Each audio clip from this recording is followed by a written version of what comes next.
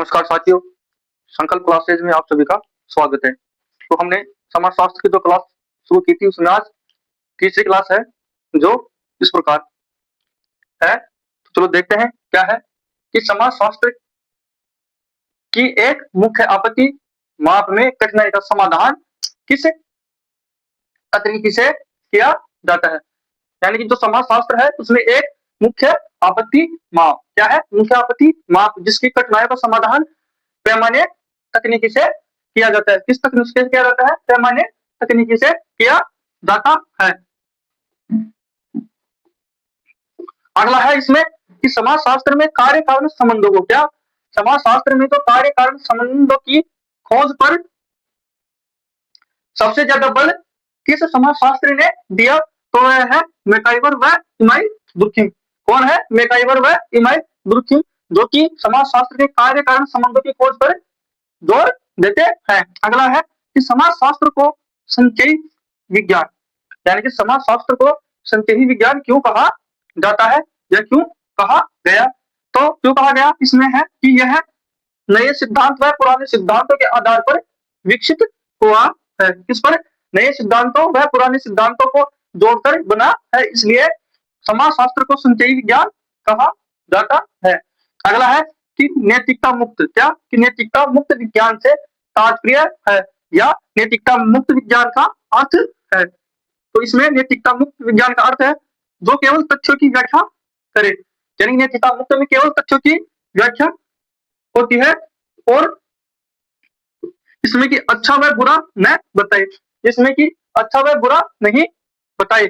अगला है Henry M Johnson, एक समाजशास्त्री है हेनरी एम जॉनसन, जिसके अनुसार समाजशास्त्र की प्रकृति है, यानी किस प्रकार की प्रकृति है? तो हेनरी एम जॉनसन समाजशास्त्र की प्रकृति आनुभाविक व अनुभव प्रकृति बताते हैं, समाजशास्त्र की प्रकृति बताते हैं। अगला है इसमें कि समाजशास्त्र भौतिक वस्तुओं के स्थान पर किसका अध्ययन करता है, यानी कि जो समाजशास्त्र विषय है वह भौतिक वस्तुओं के स्थान पर किसका अध्ययन करता है? तो वह है सामाजिक संबंधों व प्रक्रियाओं का, यानी कि समाज में व्याप्त प्रक्रियाओं को अध्ययन करता है। अगला है किस समाजशास्त्री के अनुसार समाजशास्त्र विशुद्ध विज्ञान है, यानी कि किस समाजशास्त्री ने समाजशास्त्र को एक विशुद्ध विज्ञान माना है या कहा है? तो वह है रॉबर्ट बियरस्टड। कौन है? रॉबर्ट बियरस्टड। अगला कि दुर्खिम का आत्महत्या सिद्धांत, यानी कि इमाइल दुर्खिम है जिन्होंने आत्महत्या सिद्धांत दिया, यानी कि समाजशास्त्र की किस विशेषता को दर्शाता है? यानी कि जो इमाइल दुर्खिम है जिन्होंने आत्महत्या का सिद्धांत दिया उसमें यह किस विशेषता को दर्शाता है? तो यह दर्शाता है कार्य कारण संबंध की विशेषता को। किसको? कार्य कारण संबंध की विशेषता को दर्शाता है। अगला ये समाजशास्त्र में समाज नीति विधि का प्रयोग मुख्य रूप से किस लिए किया जाता है? यानी कि एक समाजशास्त्र में एक अवधारणा है क्या? समाज नीति विधि या अवधारणा, जिसका प्रयोग किस रूप में किया जाता है? तो इसका प्रयोग मुख्य दो रूप से किया जाता है। तो इस प्रकार है, पहला जिसमें है सामाजिक संबंधों का मापन, इसमें इस विधि में सामाजिक संबंधों का मापन किया जाता है। दूसरा है समूह संरचना को समझने के लिए समाज नीति विधि का अध्ययन या प्रयोग किया जाता है, इसमें समाज शास्त्र में। अगला है कार्ल पियर्सन, एक समाजशास्त्री है कार्ल पियर्सन, जो कि कहते हैं कि समाज के अनुसार सभी विज्ञानों की एकता इसमें निहित है, यानी कि तो कार्ल पियर्स है वह कहते हैं कि यह उनकी वैज्ञानिक पद्धति में निहित है, यानी जो समाजशास्त्र है जैसे समाजशास्त्र, अर्थशास्त्र, राजनीति शास्त्र, इन सभी विज्ञानों की एकता किसमें निहित बताते हैं? तो वह बताते हैं वैज्ञानिक पद्धति में। किसमें? वैज्ञानिक पद्धति में। एक है हेनरी एम जॉनसन ने समाजशास्त्र को आनुभाविक किसके आधार पर माना, यानी कि जो हेनरी एम जॉनसन समाजशास्त्री है वह आनुभाविक किसके आधार पर मानते हैं, यानी किसको अनुभव का आधार मानते हैं? समाज शास्त्र को। किसको? समाज शास्त्र विषय, इसमें बात हो रही है समाज शास्त्र विषय की, यानी किसके आधार पर अनुभविक मानते हैं? तो वह है तार्किक चिंतन या अनुभव अवलोकन, यानी कि तर्क के आधार पर या अनुभव अवलोकन के आधार पर हेनरी एम जॉनसन ने समाज शास्त्र को अनुभविक माना है। अगला है कार्ल मार्क्स। कौन है? कार्ल मार्क्स का वर्ग संघर्ष और दुर्खिम का आत्महत्या सिद्धांत किस वैज्ञानिक विशेषता का उदाहरण है? इसमें है कार्ल मार्क्स का वर्ग संघर्ष सिद्धांत। कार्ल मार्क्स ने कौन सा सिद्धांत दिया था? वर्ग संघर्ष। और दुर्खिम ने कौन सा सिद्धांत बताया? आत्महत्या का सिद्धांत। यह किस यानी कि यह वैज्ञानिक यानी कि समाज शास्त्र में किस वैज्ञानिक विशेषता का उदाहरण है? तो यह है कार्य कारण संबंधों की खोज का उदाहरण। किसका? कार्य कारण संबंधों की खोज का उदाहरण। अगला है बर्नार्ड। क्या? चेस्टर्ड बर्नार्ड पूरा नाम है। चेस्टर्ड बर्नार्ड ने विज्ञान की परिभाषाओं को कितने भागों में विभक्त किया या बांटा? तो चेस्टर्ड बर्नार्ड ने समाज शास्त्र में विज्ञान की परिभाषाओं को मुख्य रूप से छह भागों में विभक्त किया, जो इस प्रकार, जिसमें पहला आता है परीक्षा, जिसमें क्या आता है? परीक्षा।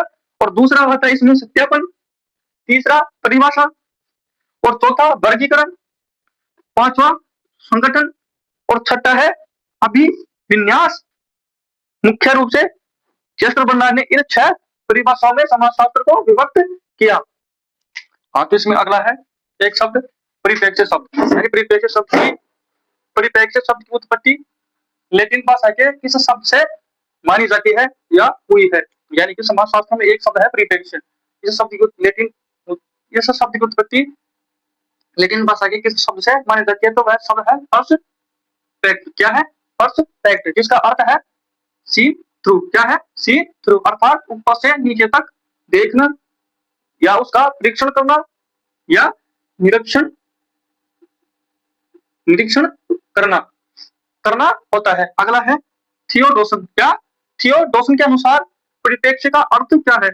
यानी कि थियोडोसन पुस्तक, ये पुस्तक है जिसके अनुसार परिप्रेक्ष्य का अर्थ क्या है? तो इसमें इसका अर्थ बताया है कि संदर्भ व दृष्टिकोण। परिप्रेक्ष्य शब्द का अर्थ होता है संदर्भ व दृष्टिकोण। इसमें जिसमें व्यक्ति परिस्थितियों का अवलोकन करता है। जिसमें क्या करता है? व्यक्ति परिस्थितियों का अवलोकन करता है। एक पुस्तक है कौन सी? फाउंडेशन ऑफ सोशियोलॉजी पुस्तक। क्या? फाउंडेशन ऑफ सोशियोलॉजी पुस्तक, जिसके लेखक कौन है? तो जिसके लेखक है G.A. लुंडबर्ग। कौन है? G.A. लुंडबर्ग। दूसरी पुस्तक की मेथड्स इन सोशियोलॉजी। दूसरी पुस्तक क्या है?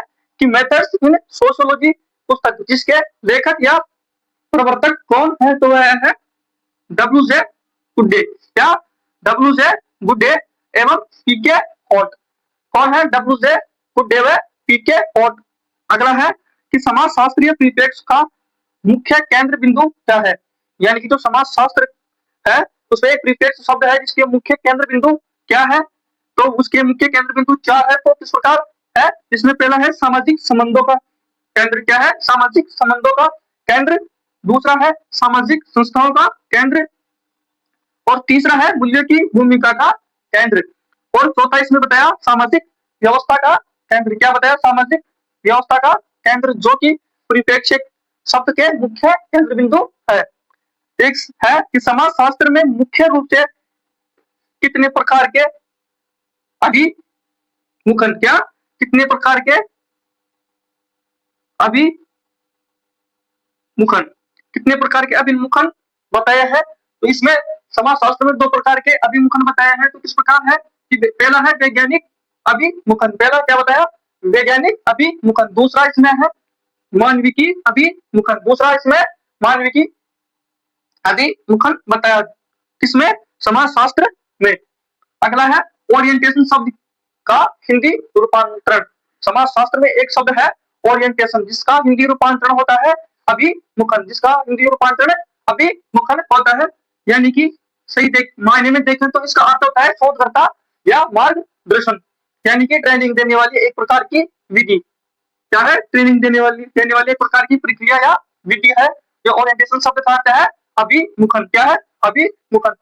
दूसरा, समाजशास्त्र में कितने प्रकार के अभिमुखन है? 2। कितने? 2। अगला कि समाजशास्त्र में प्रत्यक्षवादी प्रणाली पर सबसे अधिक बल देने वाले समाजशास्त्री कौन है? कौन सी? प्रत्यक्षवादी प्रणाली पर सबसे अधिक जोर देने वाले विद्वान है अगस्त कांते। कौन है? अगस्त कांते। इन्हें समाजशास्त्र का समाजशास्त्र का जनक, पिता या आधुनिक समाजशास्त्र का जनक भी कहा जाता है। इसका आधुनिक समाजशास्त्र, आधुनिक समाजशास्त्र का जनक भी कहा जाता है। अगला है इसमें कि समाजशास्त्र में प्राकृतिक नियमों को लागू करने वाला समाजशास्त्र है। यानी कि जो समाजशास्त्र में एक है कि प्राकृतिक नियमों को लागू करने वाला समाजशास्त्री कौन था, तो था हर्बर्ट स्पेंसर। कौन है? Herbert Spencer. प्राकृतिक नियम कौन, जिसमें भौतिक व जीव विज्ञान शामिल है। अगला है इमाइल दुर्खिम ने वैज्ञानिक अध्ययन के लिए किन चरणों को अपनाने पर जोर दिया। यानी कि समाजशास्त्र में वैज्ञानिक अध्ययन को अपनाने के लिए किन पर किन चरणों पर जोर दिया गया, वह चरण थे। पहला है सामाजिक परिभाषाओं पर। इस पर सामाजिक परिभाषाओं के समाजशास्त्र में सामाजिक परिभाषाओं पर जोर दिया गया। दूसरा है समाजशास्त्र में जो उपकल्पनाएं हैं उन पर जोर दिया गया। किसके? इमाइल दुर्खिम ने, जो कि वैज्ञानिक अध्ययन के लिए है। किसके लिए? वैज्ञानिक अध्ययन के। समाजशास्त्र में जो वैज्ञानिक अध्ययन किया जाता है उनके बारे में बताया कि समाजशास्त्र में समस्या की परिभाषाओं और उपकल्पनाओं पर जोर देना चाहिए।